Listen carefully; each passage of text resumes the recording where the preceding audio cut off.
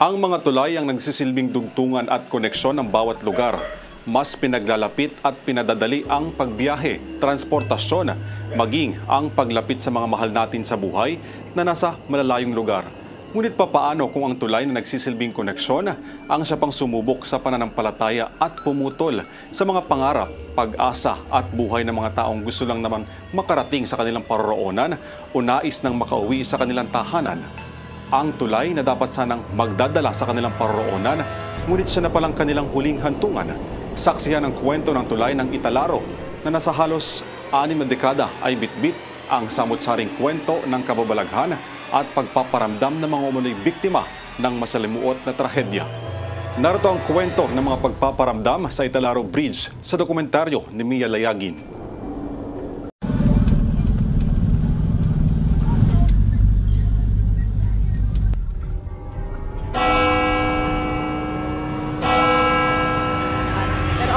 So far, kahit medyo kinakabahan, dahil ito nga ang unang beses kong pagtigil dito sa Italaro, pero hanggang ngayon naman ay okay pa. Parang gusto mong tumalon. Kangiti siya sa'yo.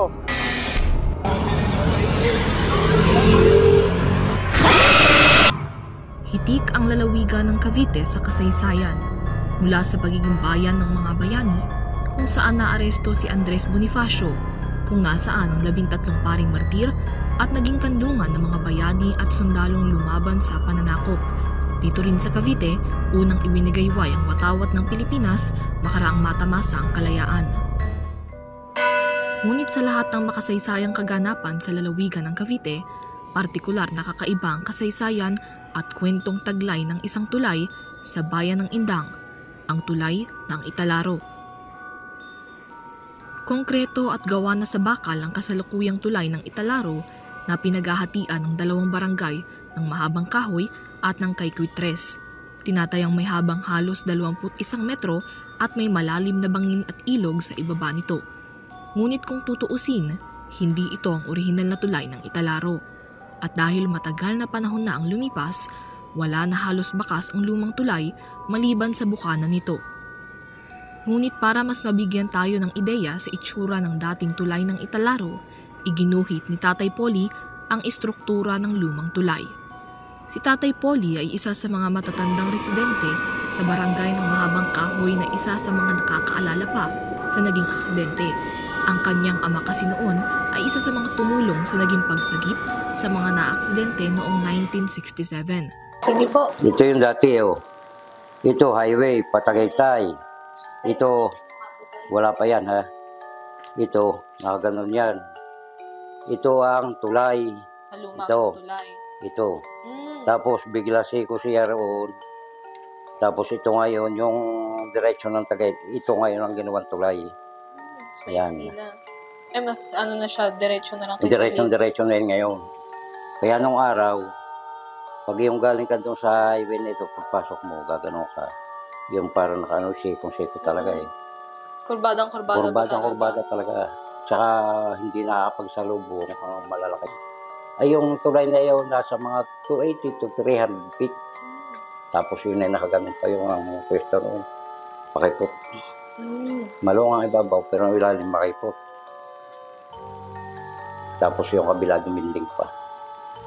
Iwanag ko, di ganyan ang pwesto na yan, nakaganyan. Itong highway na ito. Ito, noong araw, hindi, kung tawagin ito, Italaro Italaro Bridge. Pero ito po, Italaro na rin po ang tawag Oo, Italaro din yan. Ngayon, yung araw, ito ng tulay, yan. So, ngayon, yan ay kaya ginawa, tinumpungan na rito para makaiwas na yan.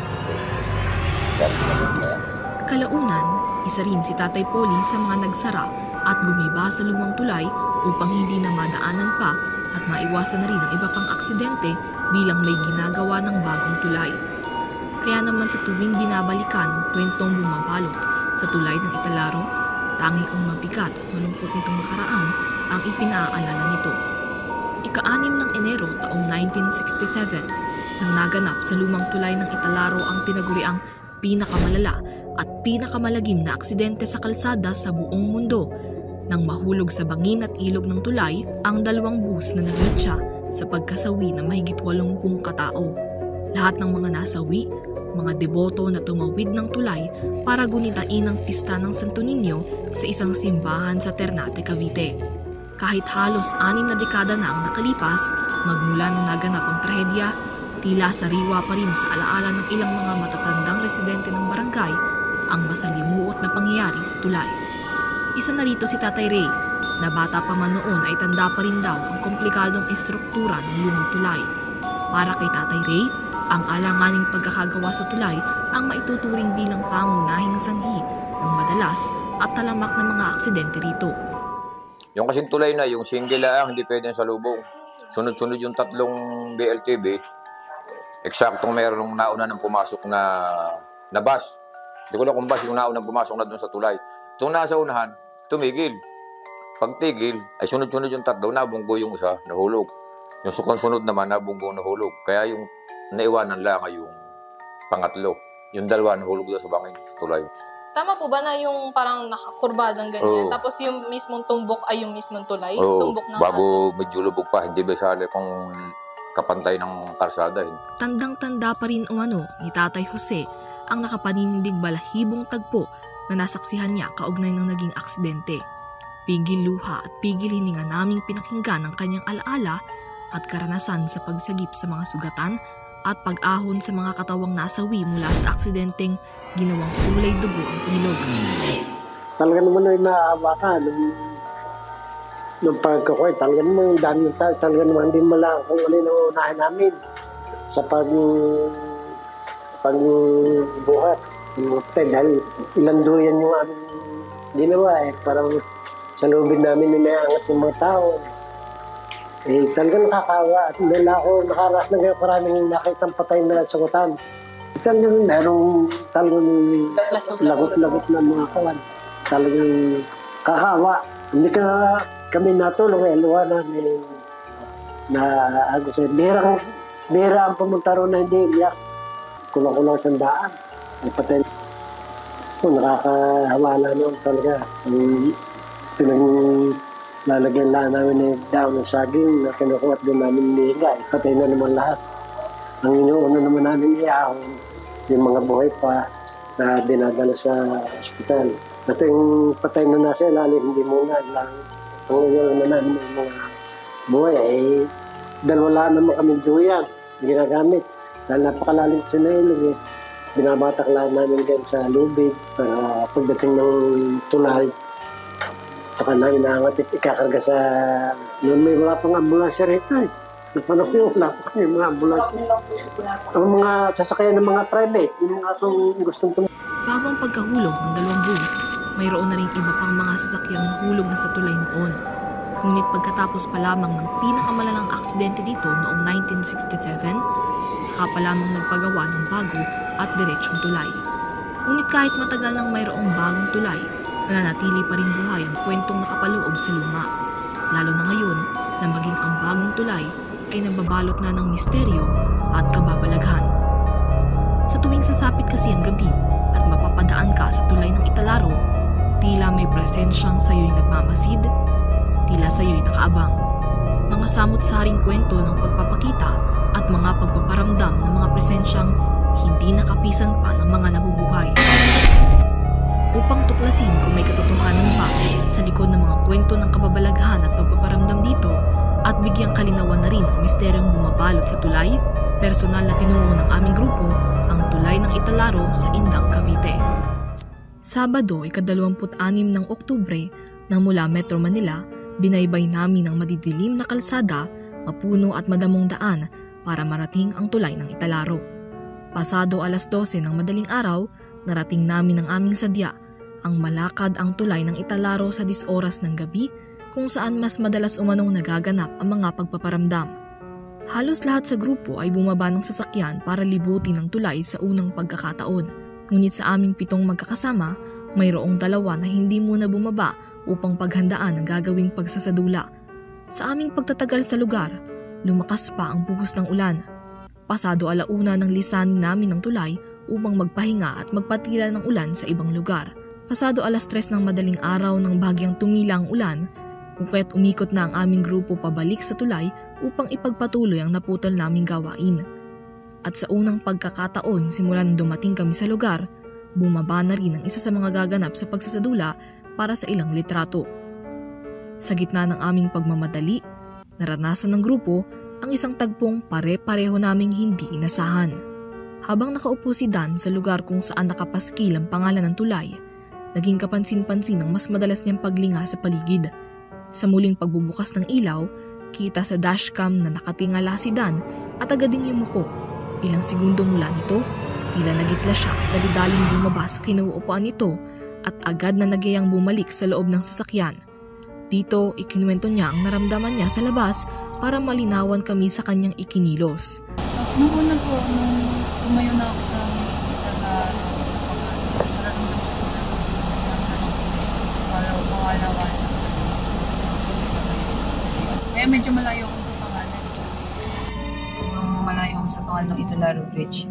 Tapos sabi ko, pinapakiramdaman ko kung ano ba, uupo ba ako? Kasi mukhang maganda yung shot eh. Iniisip ko yung shot, gano'n. Sige, ano yung tinry ko, umupo. Pinili ko umupo kaysa magpa ako dun ng ano. So, umupo ako. Tapos doon na siya nag-start na sabi ko parang mabigat. Na ano lang, hindi ganun kabigat. Tapos, lagi akong nakikita niyo gumaganon ako. Kasi medyo inaano ko yung sarili ko. Kinakalma ba? Sabi ko, ma'am, gumaganon ako, mahina lang, gano'n.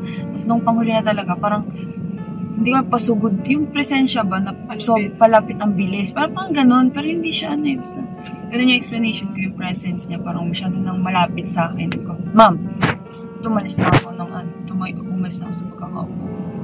Okay. Pero nararamdaman ko na talaga siya. Okay naman. Yes. Pero I feel like kailangan ko ng isa expert po. Bilis mo na like. Dun sa, Hindi naman, okay lang naman. Doon sa tuloy lang. Feeling mo bad energy yun or wala? Mabigat na energy? Mabigat lang. Hindi ko masabi kung masama ba or basta, pero feeling ko kasi bigat ng presensya. Feeling ko, kung ko hihilahin ba ako, itutulak ba ako? Ano? Yun. First time lang. Dahil sa nangyari, nagdesisyon na kami na muling lisanin ang tulay at bumalik na lamang kapag may araw na para na din sa kapakanan at seguridad ng grupo. Ito ang tulay ng Italaro sa Indang, Cavite tuwing umaga. Malinis, maayos, ordinaryo at simple gaya ng ilan pang mga tulay sa Pilipinas na may bangin at ilog sa ilalim. Ngunit kung ikukumpara sa kung paano namin kaginatnan kaninang madaling araw, ibang-iba ang presensya at ang mararamdaman dito sa ibabaw ng tulay. Ngayong umaga kita na natin ang detalye ng tulay, kung gaano ito kahaba at ang itsura nito. Ngunit kagabi, nang una tayong pumunta rito at binisita ang tulay, halos wala tayong makita bukod sa mga sasakyan na lamang na nagbibigay ng ilaw dito sa kahabaan ng tulay ng Italaro.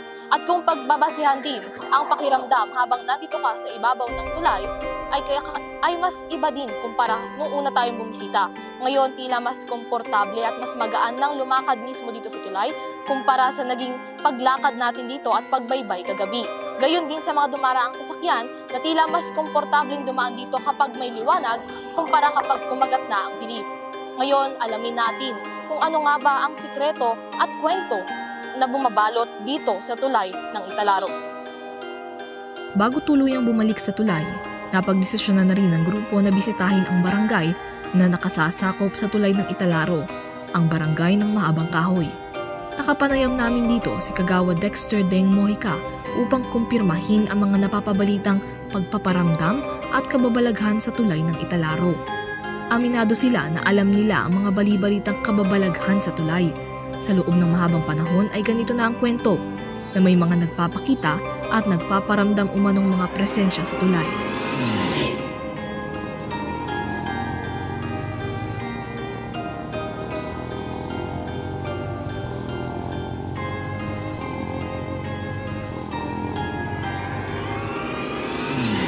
Ngunit kahit alam nila ang nangyaring aksidente noong 1967, hindi raw nila makukumpirma kung ang mga nagpapakita at pagpaparamdam ng umano'y white lady sa tulay ay may kaugnayan sa mga nasawi sa nabanggit na trahedya. Yung mga, meron nagsasabi na accident, bigyan daw po kasi sinasabi. Sa ulit kasi na accident yun. Tapos minsan may mga senaryo dyan na yung mismong kanto ng Italaro, yung papasok ko yung meron yung waiting shade.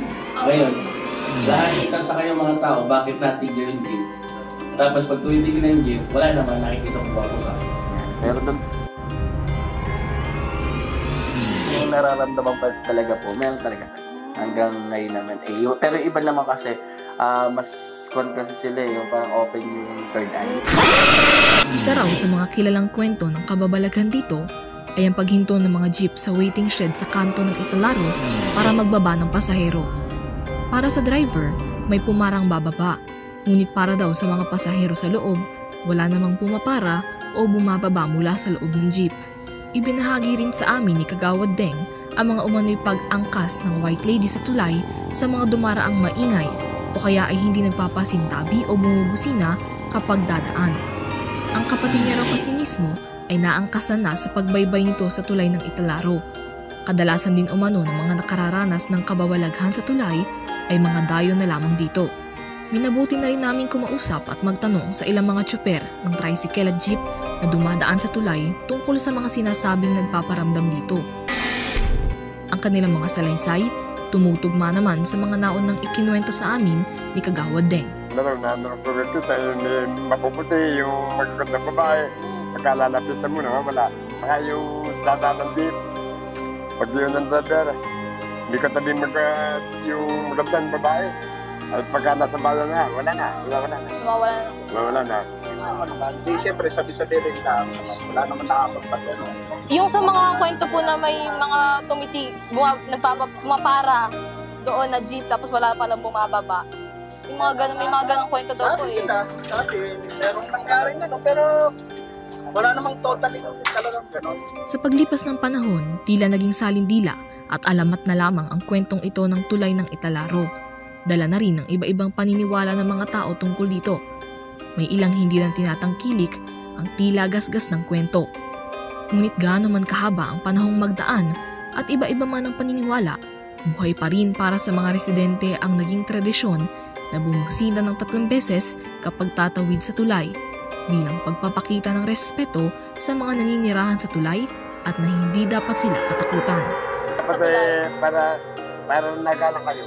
Para huwag kayo nagsan. Bubusin na kayo pagdadaan sa doon. Pagbusinin yung 3. Nabusina talaga. Yan lagi. May naano pa nga rin po kami kagabi na mga bumubusina din talaga pag dumadaan. Nabusina po talaga doon. Kasi yun yung pag-respeto mo doon sa mga nakatira doon. Pero minsan kasi pag nakakalimutan bubusina, ang na-aksidente kayo usually yung talaga normally yung mga dayo. Hindi naman halos taga dito sa amin. Upang bigyang kalinawan ang mga kwento ng umano'y kababalaghan sa Italaro at para bigyang paliwanag na rin ang naging karanasan ng aming grupo sa mismong tulay, minabuti naming mag-imbita at kumonsulta na rin sa isang eksperto pagdating sa ganitong larangan.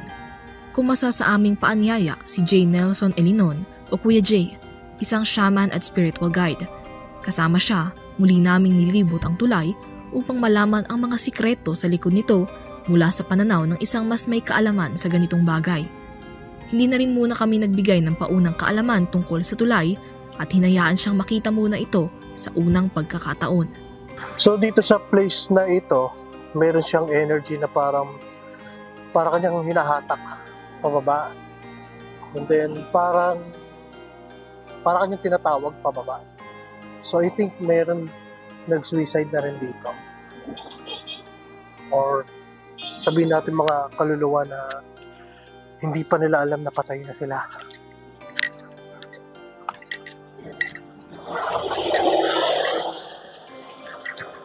So dito, may energy dito. Actually, more all entities na nandito eh. Hindi halo.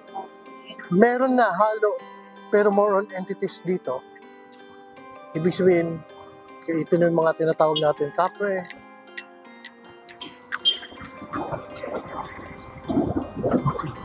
Yung duwende, nandito yan, halo-halo sila. Bawat bahagi kasi ng tulay, mayroon aniyang iba-ibang entity at kaluluwa na namamalagi. Partikular niyang tinukoy ang mga white lady, mga territorial entities, iba mga elemento at mga kaluluwang hindi pa raw nakakatawid sa kabilang buhay. Bukod sa mga presensya ng mga elemento, nagtugma rin ang naging vision ni Kuya Jay tungkol sa isang aksidente na nangyari sa tulay, ang malaking trahedya noong 1967. Base sa kanyang paglalarawan, ang kasalukuyang tulay ngayon ay dating bato-bato pa. Bato-bato pa siya yung nandito. Ayun yung nakikita ko sa mind ko. Tumugma rin ang nakita at inilarawang mga white lady ni Kuya Jay sa mga kwento patungkol sa mga nagpapakita umano sa tulay. Actually may mga dito, may white lady. Dito mismo. Dito siya. Saan po siya, paano siya dito nakaharap, doon? Ano siya, nag-aabang. Nag-aabang, oo. Nag-aabang siya. May kita mo siya na humingi ng tulong. So medyo nakakaawa. For me, hindi siya nakakatakot. Yeah. Ang itsura niya is naka-green. Naka-green siya na short. Tapos naka-white yung damit. Ayun yung itsura ng buhay pa siya. Naka-white siya ng damit. Tapos yung buhok niya is medyo curly na nakasalamin. Medyo 40s ang edad na.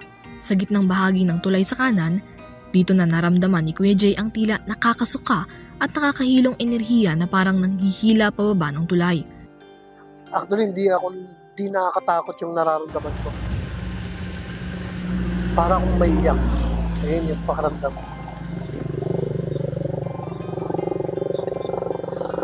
Okay. Sinasabi niyo portal, right now open ba siya? Yes, dito. Dito mo may experience yung parang gusto mong tumalon. Oo, dito. Dito.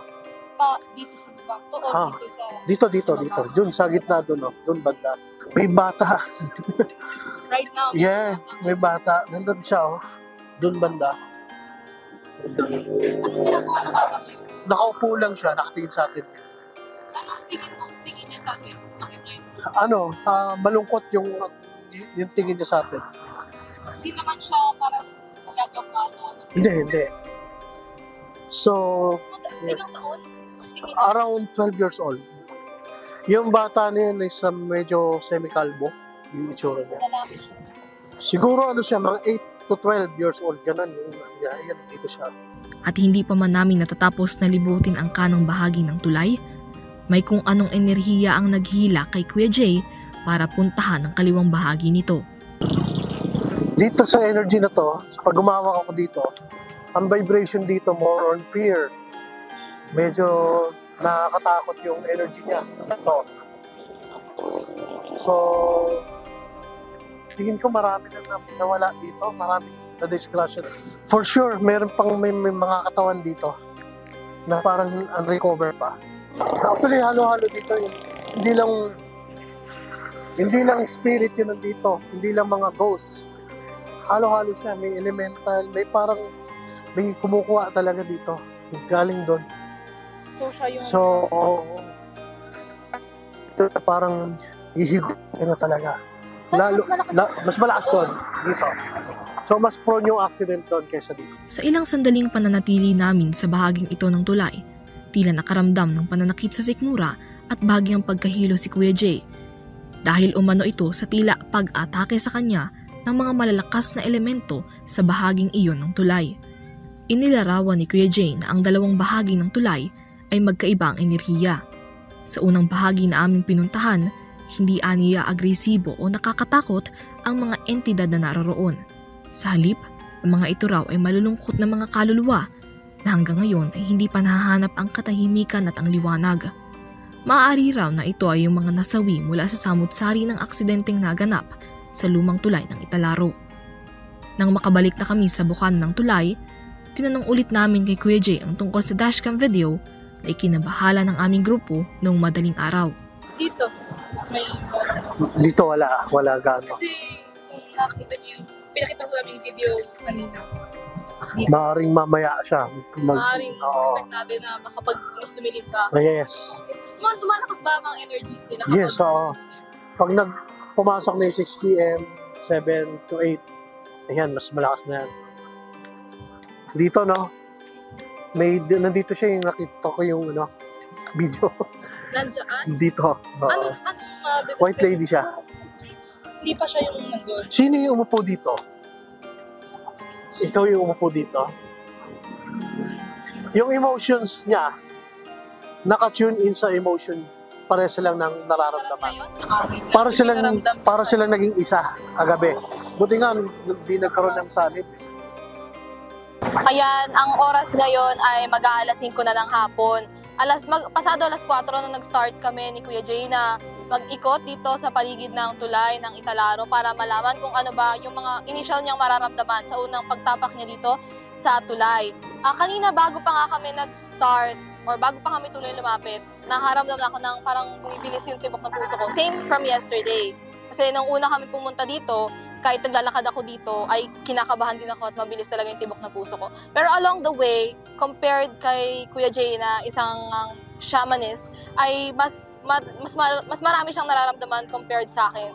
So, ang na-prove ko during ng aming paglalakad dito ay nagtutugma yung mga nakikitang images, mga scenes, and mga visions ni Kuya Jay doon sa mga statements na mga na-interviews na natin regarding doon sa accident. Hindi lang doon sa bus accident, kundi doon sa iba pang mga insidente na iniuugnay nga dito sa tulay ng Italaro.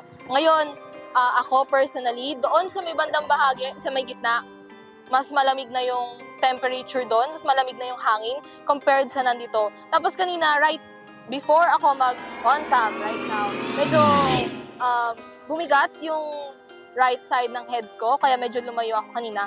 Tapos ngayon, nandito na siya sa kabila. Pero right now, okay naman ako. Wala akong, bukod doon, hindi natin masasabi kung meron siyang spiritual explanation, pero yun yung na-feel ko right now. Sa iba nating mga kasamahan, meron na din sila na-feel. Even kahapon pa na pagdating dito sa tulay ng Italaro, talagang lumalamig yung simoy ng hangin. So, tatry natin mamaya bumalik, pag dumilim na, siguro mga ibang 7:30 or 8, basta pag dumilim na, babalikan natin itong tulay kung magkakaroon ba ng changes sa mga naging initial na monitoring and for visions ni Kuya Jay. So, kita-kita tayo mamaya at manatili kayo umantabay.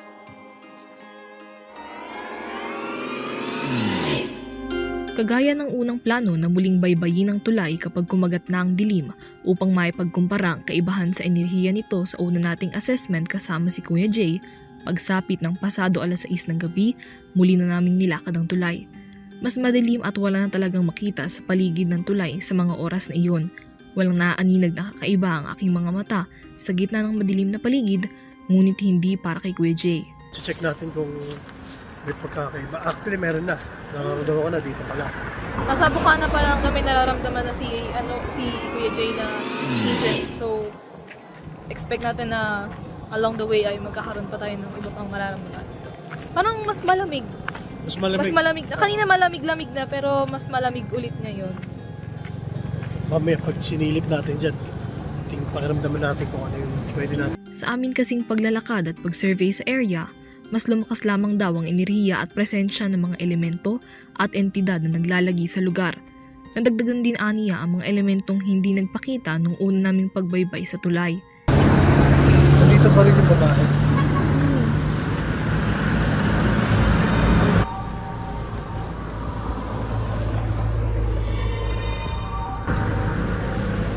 So narinig pa rin yung mas clear na siya ngayon yung mga humihingi ng tulong.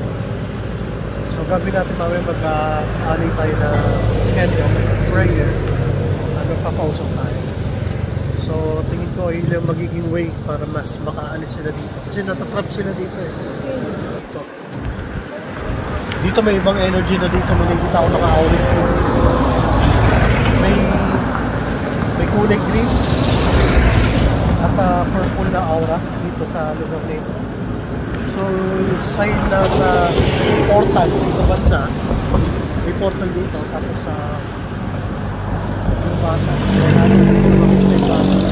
Pero kung mapapansin mo yung energy niya, mas malakas yung vibrations. Sa kalagitnaan pa ng aming paglalakad, kapansin-pansin ang pagsisimula niyang manginig at pagbilis ng kanyang hininga.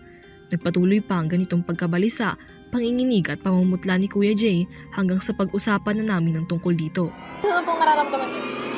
Sa akin ngayon, medyo nadidisorient ako kasi ang daming events na pumapasok sa mind ko. So marami akong nakikitang mga pangyayari ngayon. At ganun pa rin yung emotions, nandun pa rin. Mas nararamdaman ko sila, mas nararamdaman ko sila ngayon kasi yung pagpunta natin doon pa lang, is iba na yung attack niya sa sikmura ko.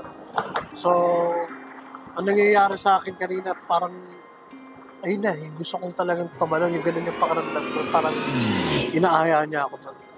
Hindi ko alam kung ano meron doon, pero bakit ganun yung gusto nilang ipakita. Dahil nga sa gawa ng mga frequency, energies, emotions, halo-halo na fear, naghalo-halo na siya kaya nanginginig yung sabat ng tuhod ko. Yun. So, siguro ipinapa-experience siya kung ano yung na-experience ng kung ano yung nangyari doon. Muling ipinaliwanag ni Kuya Jay na karamihan sa mga presensyang nasa tulay ay matagal nang naninirahan dito at mga bantay na ng lugar. Aniya, hindi sila dapat katakutan. Sa halip, ibigay lamang sa kanila ang paggalang para sa kanila sa pamamagitan ng pagbusina at pagpapaalam kapag tatawid sa tulay. Babantay talaga dyan sa place na yan. So kaya, hanggat maaari, pagdadaan tayo dyan is mag-iingat tayo. O kaya sa mga may sasakyan is busina talaga. Para ma-aware din sila. Kasi naririnig nila tayo. Yun nga lang, unang-una, huwag tayo matatakot, no? Kasi pag natakot tayo, magti-trigger yung fear natin. Yun ang pinaka-importante. Huwag tayong matatakot. At syempre, magbigay tayo ng respeto kasi iba yung mundo nila sa mundo natin. Yun, at magbigay tayo ng sign sa kanila kung i-allowed ba nila tayo na magpunta dito. Yung gano'n. Takot talaga. Yun, bigay tayo ng busina as a sign of respect sa kanila. And then, Gatmaris, kung may time kayo, huwag kayong matakot na ipagdasal din sila dito. Mag-alay tayo ng prayer sa kanila.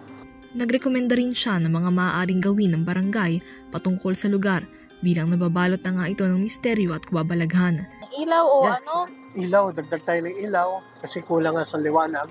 Offer din tayo ng mga cleansing dito sa lugar na lalo tuloy ito eh. Kasi anytime talagang nakakatakot siya. May pinagmumulan ng disgrasya dyan.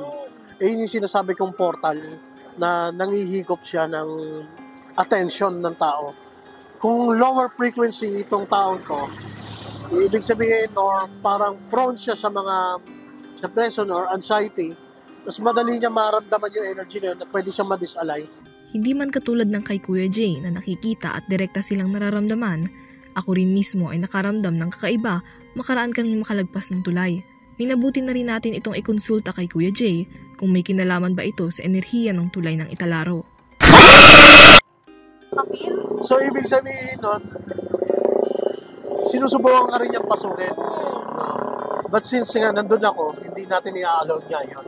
So mas mainam talaga na maganda yun yung nangyayari sa'yo na ididigay mo siya kasi pag hinold mo siya, mas lalo siyang tatambay sa solar plexus mo.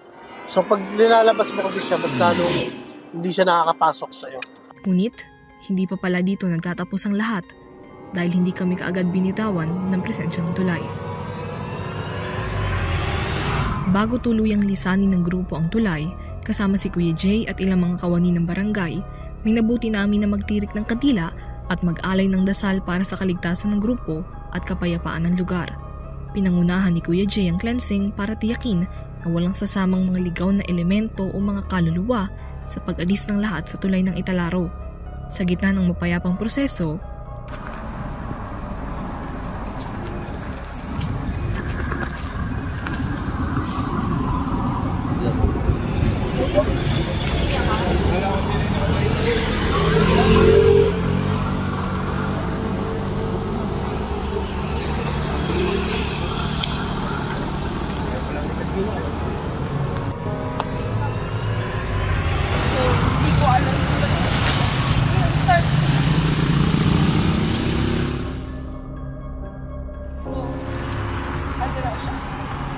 Tapos na-feel ko lang. kahit na hindi ko sila direktang nararamdaman. Siguro yung pagsisindi ng kanila, siguro kaya mas naano ko sila. Ilang sandali pang nagtagal ang ganong klase ng pakiramdam na parang gusto mo lamang umiyak ng umiyak. Wala man akong sapat na salita sa mga oras na iyon para ipaliwanag ang nadarama. Ayon kay Kuya Jay, maaaring ginamit ako ng mga nasa tulay bilang isang medium na sa pamamagitan ko, nagawa nilang mailabas sa mga luha at lungkot na matagal na nilang kinikimkim. Kung babalikan ko ang pakiramdam sa mga oras na iyon, halo-halo ito na hindi mo matutukoy kung ano ba ito mismo. Sa magkakahalong pakiramdam na ito, nangibabaw ang lungkot at kalaunay ginhawa at paggaan ng pakiramdam. Ginhawa na parang sa wakas ay naalis na ang anumang bigat na dinadala ng tulay. Upang isara ang mga maaaring nabuksan sa aming pagsusuri sa tulay ng Italaro, muli kaming nilinis ni Kuya Jay. Ako, si Dan, ang kabuuan ng tulay at ang lahat ng nakasama namin sa lugar. Pagkatapos nito, mas guminhawa na rin ang aking pakiramdam. Na tila alam ko na ang aming grupo ay ligtas at payapang lilisanin ang tulay ng Italaro. Panalangin ang iniwan namin sa tulay, ngunit bitbit namin sa aming pag-alis ang eksplanasyon sa mga kababalaghang nangyayari dito. Maging ang mga damdamin at karanasang kami lamang ang makakaalam at makapaglalarawan. Muli, isang magandang gabi. Ito ang ikalawang gabi natin dito sa Tulay ng Italaro at siya na rin pinakahuling gabi natin sa ngayon bilang tapos na ang ating mga ginawang pag-assess sa tulay, sa mga nakikitang sightings, ghost sightings, white lady sightings dito sa Tulay ng Italaro. Ako, hindi ko ina-expect na magkakaroon ako ng as in first-hand experience. But then, for me, ang realization na yon ay mai-relate ko din dun sa naramdamang feeling ni Kuya Jay over the place. Kasi sabi niya, ang bukod ay hindi galit or hindi sa nananakot yung mga nagpapakita dito, kundi ang pinaparamdam nila ay lungkot. So, for me, yung naging experience ko kanina ay okay lang, sige, na ginamit nila akong way para ma-relieve yung pain, ma-relieve yung fear na nararamdaman nila, and yung sadness na tinatago na nila over the last 6 decades or sa mga nakalipas pang taon. So ang paalala ko lamang sa ating mga kababayan, hindi lamang dito sa mga dadaan sa Tulay ng Italaro, kundi sa lahat ng mga tulay sa Pilipinas, na palagi nating respetuhin ang mga entity, ang mga bagay-bagay na mas nauna pa kesa sa atin dito. So hindi man natin sila nakikita, hindi man natin sila literal na nararamdaman o naririnig, magbigay galang tayo sa kanila bilang respeto sa kanilang existence. So yan, sa mga mananakay din natin, sa mga commuter, iba yung pag-iingat dahil hindi dapat takot ang pinapairal sa tuwing dumadaan tayo sa mga tulay. Isipin natin na ang mga tulay ay extension ng buhay. Kaya huwag tayong matakot at huwag tayong magpapigil kung may mga nakikita tayong sightings dahil sila ay mga katulad lang din naman natin na may gustong ipakita, may gustong ipamalas at may gustong iparinig. Nasa atin na lang kung paano natin ito tatanggapin. Sa aming pagbabalik sa aming pinanggalingan, tangan ng bawat isa ang mga karanasan at alaalang ipinaranas at ipinadama sa amin ang Tulay ng Italaro. Muli, ako si Mia Layagin at masaya akong ibahagi sa inyo ang kwento ng Italaro sa Your TV Halloween Special.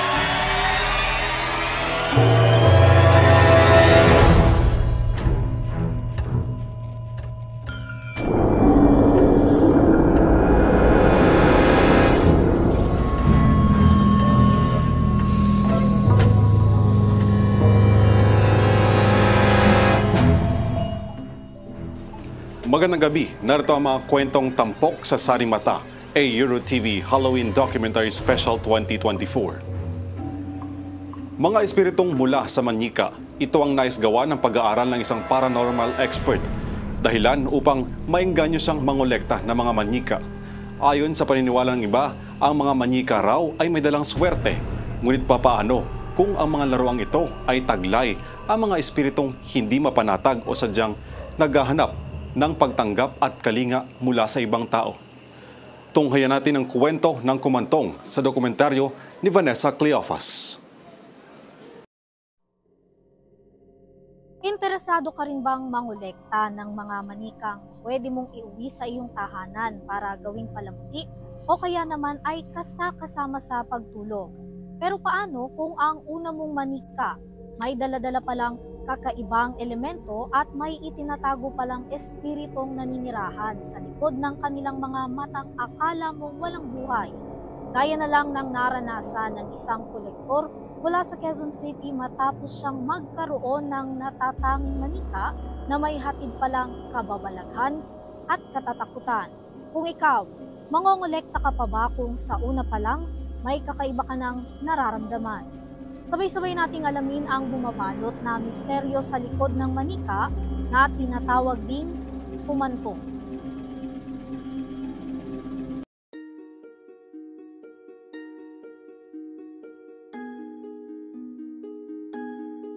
Noong katapusan ng 1500s, unang nagamit ang kumantong ng isang sundalo.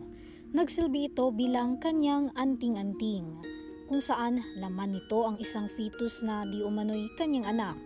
Ilan sa mga sabi-sabi, ang anting-anting niritwalan upang maibalik ang espiritu ng batang hindi pa naisisilang sa mundo, na tinatawag ngayong mga kumantong, habang kalintulad din ito ng luktep o child angels. Salitang kuman na ang ibig sabihin ay blessed young boy o batang lalaki, at tong naman na ang ibig sabihin ay golden. Habang lumilipas ang panahon, nagsalin-salin na ang mga paniniwala at imahe ng mga kumantong at luktep. Sa makabagong panahon, ang mga kumantong o luktep sa Thailand ay pinaniniwalaang may dalang swerte sa mga nagmamay-ari. Ngunit kasabay niyan, ang paggamit din ito sa mga kulam at orasyon. Sa pagtagal ng panahon, nakilala na ito bilang manika, na nagsisilbing tahanan ng mga espiritu o mga sanggol na ipinalaglag at mga ligaw na kaluluwa. Maaari rin itong pamahayan ng mga kaluluwang hindi pa matahimik.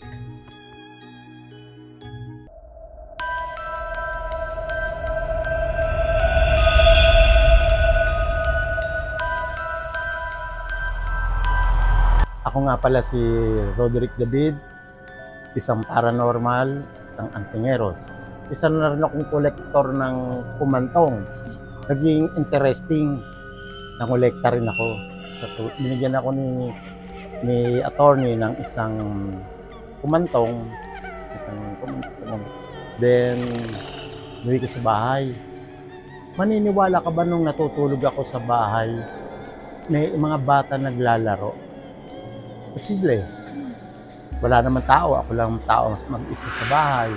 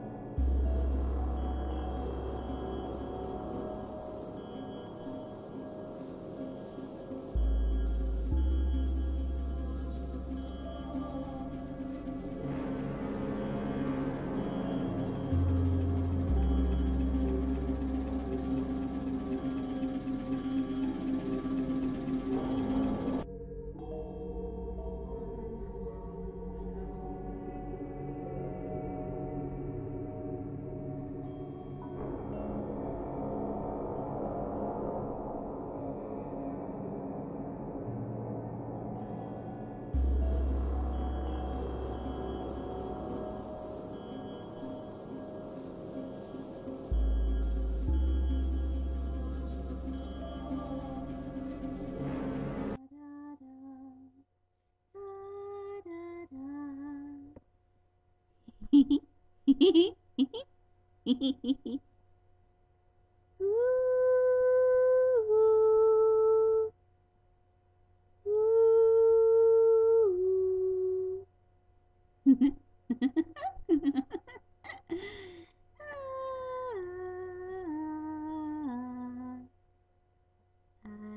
see you.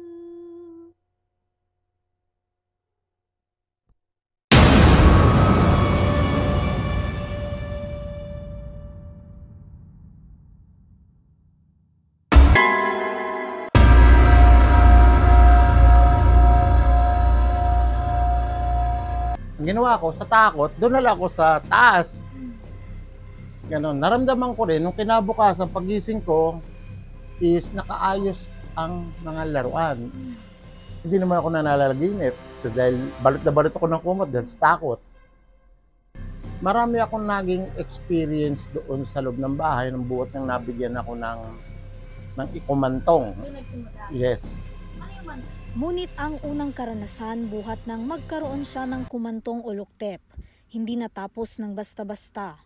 Nasundan pa ng mas mga nakakakilabot na pangyayari na kanya raw lubos na ikinataas ng balahibo. Yung natakot ako, nung nagpakita yung kumantong, yes, isa siyang maitim na tao, may bahag, hubad, tapos gano'n, hindi siya parang malabids. Pakita siya is natutulog na ako. Bumukas ang pinto ko, bigla na lang, lumitaw. Sa pinto? Yes, lumitaw. Isang maitim na tao, mataas. Ayun, nakahubad, lalaki. Kaya natakot ako. Ilang araw pa ang nagdaan, patuloy na nararamdaman ni Roderick ang pagpaparamdam ng mga kumantong o luktep na kanyang dinala sa kanyang bahay. Hanggang sa isang bisita niya ang nakaranas ng presensya ng mga espiritu. Ako nagulat din kasi unang-una nung nakita ko yung isang bata, isang siguro almost 7 years old. Dumaan lang siya, para sa pumasok siya sa isang manika.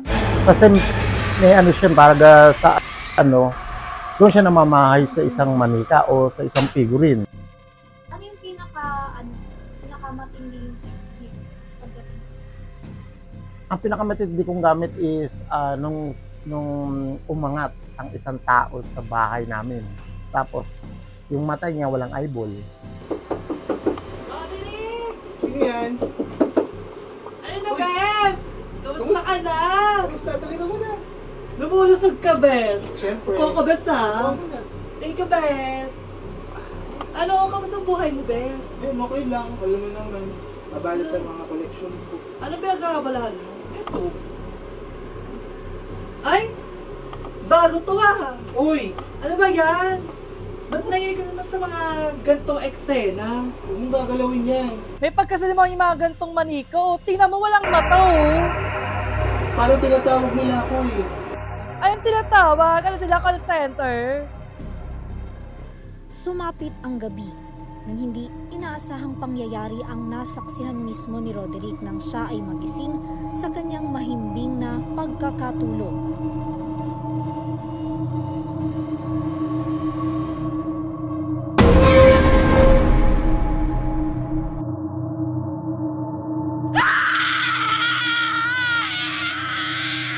Dahil sa iba't ibang mga elementong nasaksihan ng kanyang mga mata, naisipan na rin ni Roderick na ibalik ang mga ito at tigilan na ang naumpisahang pangongolekta ng mga manika o kumantong. Magkagayunpaman, mayroon pa ring humihila sa kanya na huwag nang ibalik ito at panatilihin na lamang sa kanyang bahay.